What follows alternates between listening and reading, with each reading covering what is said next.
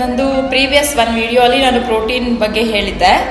Protein ಅಂದ ತಕ್ಷಣ ಎಲ್ಲರಿಗೂ ನೆನಪಾಗೋದು ಚಿಕನ್, ಎಗ್ಸ್, ಇದರಿಂದ ಪ್ರೋಟೀನ್ ತಗೊಂಡ್ರೆ ಚೆನ್ನಾಗಿರುತ್ತೆ ಅಂತ ಮೋಸ್ಟ್ ಆಫ್ ದ ಪೀಪಲ್ ಎಲ್ಲರೂ ಅದನ್ನೇ ಮಾಡ್ತಿರ್ತಾರೆ.